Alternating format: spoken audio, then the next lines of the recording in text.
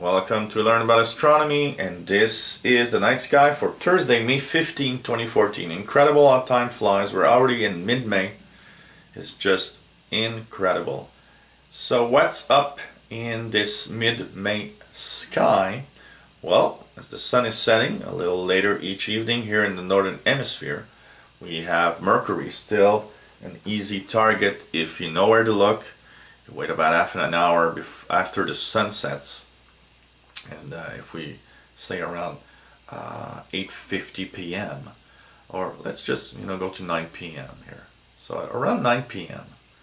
If you look around 9 p.m. you will have Mercury about 15 degrees, a little less than 15 degrees high.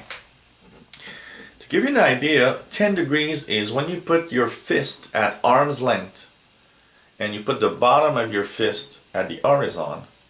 The top of your fist is 10 degrees. So it gives you an idea of where Mercury will be. It's a little higher than the width of your fist at arm's length. So check that in the west-northwest. And with a pair of binoculars, you should spot a little star shining through the bluish glare of the sky. And behold, that's Mercury, and it's nice to see. Mercury is one of those a little more difficult to see planets, but still anyone can find it if you have a really clear view of your low west-northwest horizon. Jupiter still shining high in the west as the sun is setting around 9 p.m. here on this view. We have, we're just 24 hours past the full moon, so we're now in a waning gibbous moon, rising just a few minutes after the sun sets. One interesting feature of the moon, I've talked about Saturn being in opposition. That was on May 10th, and I told you it was opposite the sky. The full moon, when it's really full, is actually also an opposition, because you can only have a full moon if the sun is directly behind us. So on May 14th, last night, the full moon was at opposition, you can say, because it rose as the sun set.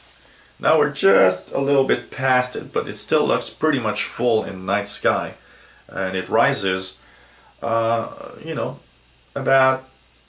50 minutes after sunset. That's also a feature, depending on the night and the period of the year we are. The moon rises from 30 to 50 minutes later each evening. So if you spot the moon rising, say at 9 p.m., it will be rising at 9:50 p.m. the next day. But it depends on the time of year, because there are periods where this difference is only 30 minutes. And now we are at a period where it's closer to the 50 minutes. Mars, high in the south, orange star, dimmer than it was at the beginning of the month, much dimmer than it was in April, but still easy to spot and still nice to watch through a telescope.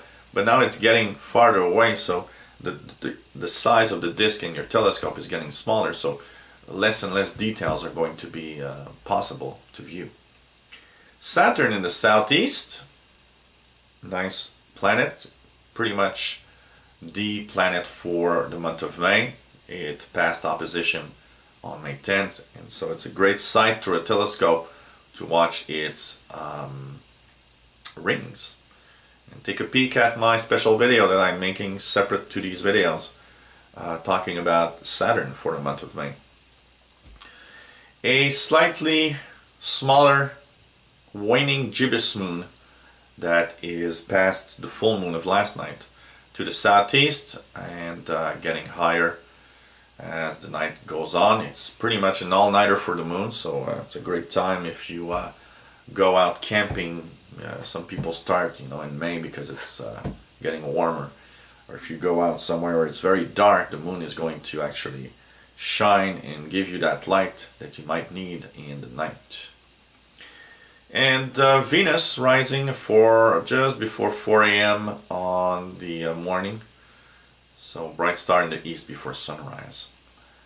If you enjoy our videos, why not subscribe to our channel? You'll be informed when new videos are online. If you have any comments or questions on what you've seen, let us know. Maybe you have a feature or a suggestion to improve the videos. Why not let us know? And we'll try to put that, change whatever might be better.